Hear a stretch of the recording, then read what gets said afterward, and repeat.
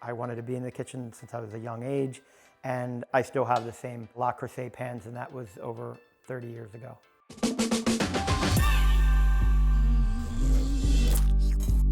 Expert reviews.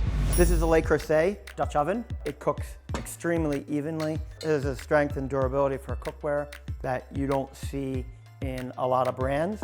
This is enameled cast iron. The glazing on it allows you to retain the heat. The difference between why I like Le Creuset and other brands comes down to how they fire the glaze on the Le Creuset pan itself. Le Creuset uses a dipping glaze, and they dip it almost 7 times rather than just wrapping. I use this as my cooking pot to make stocks, and I also use this to make pastas. I'll put it in the oven.